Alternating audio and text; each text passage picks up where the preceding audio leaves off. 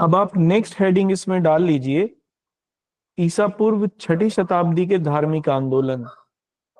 ईसा पूर्व 6ठी शताब्दी के धार्मिक आंदोलन, religious movement, religious movement of 6th century BC।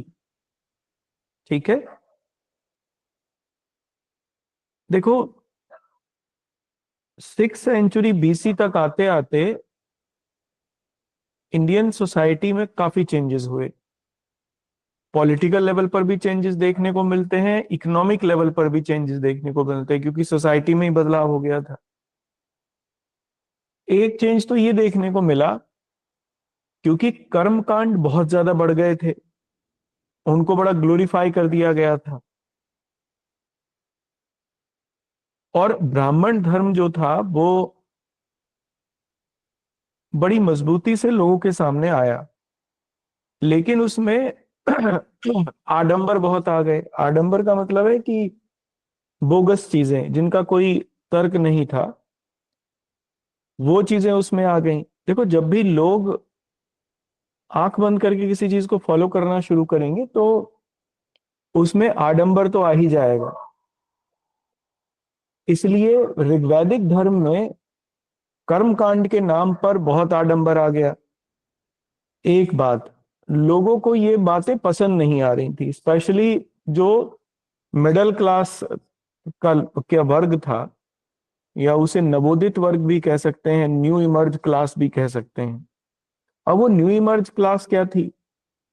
ये जो न्यू इमर्ज क्लास थी, इसमें व्यापारी थे और किसान थे। इन दोनों को ही ये बातें बिल्कुल पसंद नहीं आई, ब्राह्मण धर्म का वो उस आडंबर की। कारण क्या था? इन दोनों के पास ये अधिकार नहीं थे। उस पॉलिटिकल, उस सोशल सिस्टम में अमूमन खेती करते थे समाज के निचले वर्ग के लोग, उनके पास भी राइट्स नहीं थे, और व्यापारी वर्ग के पास भी राइट्स नहीं थे। तो इसलिए एक तो उन्हें ये बात बिल्कुल समझ में नहीं आ रही थी। दूसरी चीज इसमें ये थी कि इकोनॉमिक स्टेटस चेंज हो गया। खेती जो थी वो अब इंपॉर्टेंट ऑक्यूपेशन के रूप में कन्वर्ट हो गई, और न केवल खेती एक इंपॉर्टेंट ऑक्यूपेशन हो गया, कृषि बड़े स्तर पर की जाने लगी। लोहा आ गया था भारत में, लोहे की मदद से जंगलों को साफ किया गया, नए एरिया बनाए गए, एग्रीकल्चर एरियाज डेवलप हो गए, खूब पैदावार हुई, प्रोस्पेरिटी आई लोअर लेवल पर। और चूंकि उत्पादन बढ़ा तो व्यापार भी बढ़ा, नए रास्ते बना लिए गए, नए रास्तों से जो आसपास के क्षेत्र थे वो जुड़ गए आपस में। तो फिर जो ट्रेड था उसमें भी वृद्धि देखने को मिलती है। अब ट्रेड में वृद्धि की वजह से जो नई व्यापारिक क्लास थी या वैश्य वर्ग था, वो मजबूत हो गया। उसने अधिकारों की मांग की, क्योंकि सनातन क्या, ऋग्वैदिक धर्म में तो अधिकार थे नहीं उनके पास में, थे भी तो सीमित थे। इसी क्रम में एक और कॉन्सेप्ट आई, बड़े नगरों का उदय हुआ। क्योंकि व्यापार बढ़ गया, और व्यापार बढ़ने की वजह से इकोनॉमिक एक्टिविटीज बढ़ गई, इकोनॉमिक प्रोस्पेरिटी बढ़ी, तो फिर बड़े नगर अस्तित्व में आए। इसीलिए 16 महाजनपद, इस समय ये वही समय है जब पूरे उत्तर भारत में, उत्तर और मध्य भारत में 16 महाजनपदों की नींव पड़ी। जब सामाजिक लेवल पर परिवर्तन हुआ, आर्थिक लेवल पर परिवर्तन हुआ, और राजनीतिक लेवल पर भी परिवर्तन हुआ। राजनीतिक लेवल पर परिवर्तन यह था कि जो राजशाही थी वो बड़ी मजबूत हो गई थी, और जो रिपब्लिक थे, जनरली पहले गणतंत्र भी थे, 1600 ईस्वी तक आते आते ज्यादातर रिपब्लिकन सिस्टम जो था वो फेल हो गया, और राजा का जो राजतंत्र है, यानी एक व्यक्ति द्वारा शासन व्यवस्था, वो सक्सेसफुल थी। मगध के उदय ने, जब मगध का उदय हुआ और पाटलिपुत्र एक इंपॉर्टेंट केंद्र बना, उसने इस राजतंत्र व्यवस्था को और सत्य सिद्ध कर दिया या मजबूत बना दिया, क्योंकि मगध में राजतंत्र ही था। मगध के उदय ने जो बाकी के गणतंत्र थे उनकी शक्ति को कम कर दिया। इसलिए गणतंत्रात्मक व्यवस्थाएं कमजोर पड़ रही थी पॉलिटिकल लेवल पर, और एक व्यक्ति का शासन या राजतंत्र ये मजबूत हो रहा था। ये भी इसमें साथ साथ चल रही थी चीजें। इसी क्रम में या इसी पृष्ठभूमि में कुछ धार्मिक क्रांतियां इस समय हुई। इनमें से दो धार्मिक क्रांतियां प्रमुख थीं, रिलीजियस रिवॉल्यूशन, इनको सामाजिक धार्मिक क्रांति भी कह सकते हैं। एक का नाम है जैन धर्म और दूसरी बौद्ध धर्म। इन दोनों की उत्पत्ति इसी समय और इन्हीं आधारों पर भारत में हुई जो मैंने अभी आपको बताया। देखो, भारत में उस समय लेटर वैदिक पीरियड में अगर रिलीजियस लेवल पे बात करें तो 9 दर्शन थे। इन्हें नव दर्शन के नाम से भी जानते हैं। इन 9 दर्शन में से जो 3 थे वो नास्तिक थे, और जो बाकी के 6 थे वो आस्तिक दर्शन कहे गए। नास्तिक दर्शन का मतलब है वो फिलॉसफी थी जो ये कहती थी कि जो ईश्वर में की सत्ता में विश्वास नहीं करती थी, वो ये मानती थी कि ईश्वर नाम की कोई चीज है नहीं। ऐसे दर्शनों को नास्तिक दर्शन कहा गया, यानी जो ईश्वर के होने में विश्वास नहीं करते हैं। बाकी के जो 6 थे वो मानते थे कि ईश्वर है, इसलिए उन्हें आस्तिक दर्शन कहा गया। अब ऐसा नहीं है कि नास्तिक दर्शन वो थे जो कुछ भी नहीं मानते थे, कि कहीं कुछ भी नहीं है। आपने तो यही अभी तक पढ़ा होगा। नास्तिक दर्शन वो नहीं होते। नास्तिक दर्शन वो दर्शन है जो ईश्वर की परंपरागत सत्ता में यकीन नहीं करते। ट्रेडिशनल एस्पेक्ट जो है ईश्वर का वो उसको नहीं मानते। इनमें 3 ही दर्शन हैं जो नास्तिक दर्शन है। एक बौद्ध धर्म, दूसरा जैन धर्म, और तीसरा चारवाक था जो हम लोगों ने पीछे पढ़ा। चारवाक भी ईश्वर की सत्ता में कोई यकीन नहीं करते थे।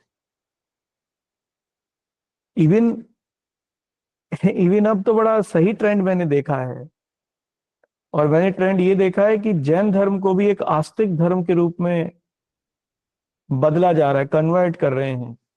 और एक राजनीतिक दल उसके ऊपर पीछे पूरी तरीके से वो जैन धर्म को उसके मौलिक जो टीनेंट्स हैं उससे ही अलग करे हुए है। क्योंकि वो मानते हैं कि जैन धर्म हिंदू हैं और जैन धर्म के मानने वाले, और उन्हें उसी स्ट्रीम में लिया जाए। जबकि ये सिरे से बिल्कुल डिफरेंट बात है। ये मतलब सिरे से ही खारिज कर देने योग्य चीज है। That is different. पर चल रहा है, और शायद लोग भी यही मानते हैं, अपने अस्तित्व को समाप्त करना चाहते हैं। जैनिस्ट जैसे बौद्ध धर्म भारत में से समाप्त हुआ, वैसे ही लगभग इसी स्थिति में जैन धर्म भी है। और राजनीतिक धर्म जो राजनीति जो है इस समय वो पूरी तरीके से तुली हुई है इस बात के ऊपर। और विशेष तौर पर एक राजनीतिक दल आप देखो, वो वो ऐसा ऐसा ऐसा दिखाने की कोशिश करते हैं कि जैन धर्म एक आस्तिक धर्म है, जबकि ना, वो नास्तिक है, मानता ही नहीं ईश्वर है। और अगर ईश्वर है भी तो वो जिन से नीचे है, जिनेन्द्र से नीचे है वो। That was the basic concept of Jainism. खैर, ये 3 धर्म थे जो अनीश्वरवादी धर्म कहे गए या नास्तिक कहे गए। हालांकि दोनों में अंतर है, नास्तिक और अनीश्वरवादी में, पर यहां पर हम मोटे तौर पर दोनों को एक ही मान सकते हैं। हम लोग सबसे पहले, अच्छा, इन इन इन जो धर्मों का आधार था, जैन धर्म और बौद्ध धर्म का जो चिंतनीय आधार था, ये उपनिषदीय ही है। उपनिषदों में इस प्रकार का चिंतन देखने को मिलता है जो जैन धर्म और बौद्ध धर्म का चिंतन है। लेकिन वो अपने कंक्लूजन में अलग चले जाते हैं, अपना निष्कर्ष में वो अलग चले जाते हैं। वो निष्कर्ष में केंद्र मान बनाते हैं मानव को, ह्यूमन को, खुद आत्मा को खुद वो निष्कर्ष बनाते हैं कि यही है जो प्राप्त की जा सकती है। जैन धर्म और बौद्ध धर्म भी, अगर इसी को प्राप्त कर लिया तो मोक्ष मिल गया, कैवल्य मिल गया। ये निर्वाण की प्राप्ति हो गई। ईश्वर विश्वर में वो कोई यकीन नहीं करते कि उन्होंने, ये तो बेकार की बात है, फर्जी चीज है। That was the basic concept. उपनिषदीय चिंतन से ये प्रेरित था। और विशेष तौर पर ये उस समय के दो बड़े समाज सुधार आंदोलन भी कहे जा सकते हैं, क्योंकि इन्होंने समाज में बड़े लेवल पर रिफॉर्म्स, ये दोनों दर्शन या दोनों धर्म लेकर आए। कहते हैं नेक्स्ट पॉइंट से आप लिखना, पहले इसको समझना, ठीक है। देखो, जैन धर्म सबसे पुराने धर्मों में से एक है। पृथ्वी पर जो ओल्डेस्ट सेक्ट हैं उनमें सबसे पुराना अगर माना जाता है तो जैन धर्म माना जाता है। और ये माना गया कि जो इसके सबसे पहले तीर्थंकर थे, ऋषभ देव, वो हजारों सालों पहले महावीर स्वामी से हुए, ये मानते हैं। तो सबसे पुराने धर्मों में से इसलिए एक है। ऋषभ देव को आदिनाथ भी कहा गया है, इसीलिए आदिनाथ माने जो हमेशा से रहा हो, ठीक है। हाँ, तो अब आप इसमें लिखना, पहला पॉइंट लिखना। देखो, ये मानते हैं कि जैन धर्म को जो इस समय जैन धर्म का जो इस समय स्वरूप है वो महावीर स्वामी द्वारा दिया गया, वर्धमान महावीर द्वारा दिया गया। लेकिन इसके संस्थापक नहीं थे। जैन धर्म की स्थापना तो इनसे बहुत पहले हो चुकी थी, मैंने कहा ना, हजारों साल पहले। और ऋषभ देव इस परंपरा के पहले तीर्थंकर माने जाते हैं। ऋषभनाथ ये इतने ज्यादा फेमस थे, यह जैन धर्म अपने लेवल पर इतना ज्यादा विकसित हो गया था इस समय तक कि ब्राह्मण धर्म को बाद में ऋषभ देव को अपने एक अवतार के रूप में मानना पड़ा। ऋषभ देव को शिव का अवतार भी माना गया है और ऋषभ देव को विष्णु के अवतार के रूप में भी माना गया है। इसलिए अवतारवाद में भगवान के अवतार की कॉन्सेप्ट से इनको जोड़ दिया गया था बाद में, ऋषभ देव को। आपके लिए तो मोटी बात यह समझने की है कि जैन धर्म भारत में जो नास्तिक परंपरा है धर्मों की, उसमें सबसे पहलों में से एक है। हालांकि कुछ जैन धर्म से भी पहले हैं। ये कहा गया कि जैन धर्म जैसे आज एक भौतिकवादी और एक आजीवक, जिसको मकलिपुत्र घोषाल ने जिसे जन्म दिया था, आजीवक संप्रदाय को जैनिज्म से भी पहला माना गया है, ठीक है। तो हम लोग जिस चीज को अभी हम लोग देख रहे हैं ना, सनातन धर्म और ये हिंदू धर्म जिसे आप कहते हो, ये तो बहुत नया है। अगर ये देखा जाए तो ये बहुत नवीन है, न्यूएस्ट है। अगर बाकी की परंपराओं को ध्यान में रखें, भारत में बाकी की परंपराएं तो इससे बहुत पुरानी हैं, हालांकि वो बहुत कमजोर हो गई हैं अब, वो दिखती भी नहीं है। लेकिन हाँ, धर्म के नाम पे वो परंपराएं बहुत पुरानी हैं। तो आप इसे, ये कहा गया कि इनका जन्म अयोध्या में हुआ, बैल इनका चिन्ह है और बरगद का वृक्ष, ठीक है। ये कहा गया कि कैलाश पर इनको निर्वाण की प्राप्ति हुई, इसीलिए बाद में शिव से भी इनको जोड़ दिया गया, शिव के अवतार के रूप में भी इनको माना गया है, ऋषभ देव को। अब इसमें आप गया कि इनका जन्म लगभग 250 ईसा पूर्व में, यानी महावीर स्वामी के लगभग 250 साल पहले हुआ। बनारस में इनका जन्म हुआ। सांप इनका चिन्ह है, प्रतीक चिन्ह है। और घव का जो वृक्ष है वो इनका वृक्ष है जिसके नीचे इन्हें केवल्य की प्राप्ति हुई। और सम्मेद शिखर पर हुई। ये सम्मेद शिखर आजकल झारखंड में है, आपने सुना होगा, इसके ऊपर झगड़ा है। जो हिंदू हैं वो इस पर, उन्होंने वहां सम्मेद शिखर पर अपना कुछ कब्जा वब्जा कर लिया है। और सरकार ने भी, भारतीय जनता पार्टी की सरकार ने भी कह दिया कि हाँ, ये हिंदुओं से बिलोंग करती है। सम्मेद शिखर, उसको लेकर ये एक मूवमेंट है। हाँ, टूरिस्ट स्पॉट बना दिया है उसे। हर चीज को बेचने में लग रहे हैं ना, तो टूरिस्ट टूरिस्ट स्पॉट सब बना रहे हैं, क्योंकि धर्म से तो उनका कोई मतलब है नहीं, राजनीति से मतलब है बेसिकली। पार्श्वनाथ इसलिए तीसरे 23वें तीर्थंकर थे। इनके बारे में खूब जानकारी मिलती है। ऋषभ देव और बाकी के जो 22 तीर्थंकर हैं 23वें से पहले, उनके बारे में कोई बहुत ज्यादा इतिहास में जानकारी मिलती नहीं है। जैनिज्म में भी जो एक वो है ना, क्या नाम है देखो उसका, जिसमें महावीर के जीवन की जीवन गाथा है, मैंने उस किताब का नाम लिखवाया है आपको, उसमें जरूर जिक्र मिलता है इन तीर्थंकरों का, लेकिन बाकी इनके बारे में इतिहास में कहीं कोई जानकारी बहुत ज्यादा नहीं मिलती। हाँ, पार्श्वनाथ के बारे में मिलती है, तो आप, ठीक है। अच्छा, जो पार्श्वनाथ के शिष्य थे उनको ही निग्रंथ कहा गया, निग्रंथ। और महावीर स्वामी के शिष्यों को जैन कहा गया। ये दो अलग अलग बातें हैं। पार्श्वनाथ के जो शिष्य थे वो निग्रंथ कहलाए। निग्रंथ माने, ग्रंथ का मतलब है गांठें, तो निग्रंथ का मतलब हुआ जिन्होंने अपनी गांठें खोल दी हैं, दैट वर नोन एज निग्रंथ। ठीक है, ठीक है।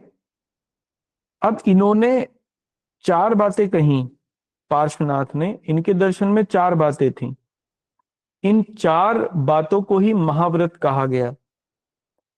इन्होंने कहा कि केवल्य प्राप्त करने के लिए ये चार चीजें जरूरी हैं। अगर ये चार चीजें कोई व्यक्ति प्राप्त कर लेता है तो वो केवल्य प्राप्त कर सकता है। इन चारों को ही महाव्रत कहा गया। इसलिए महाव्रत की कॉन्सेप्ट पार्श्वनाथ के द्वारा ही दी गई है। ठीक है, कौन, नाम लिख लीजिए इनके। सत्य, अहिंसा, अपरिग्रह, अपरिग्रह, अपरिग्रह माने, मतलब हाँ हाँ करेक्ट, किसी चीज को इकट्ठा ना करना, नॉन पोजेशन ऑफ प्रॉपर्टी। और आप देखो आज सबसे ज्यादा अगर दुनिया में कोई रईस कम्युनिटी है, धनवान कम्युनिटी है, तो दैट इज जैन, जैनास। और जबकि महावीर स्वामी ने कहा ये नॉन पोजेशन ऑफ प्रॉपर्टी। अपरिग्रह लिखना, अपरिग्रह, APARI, APARI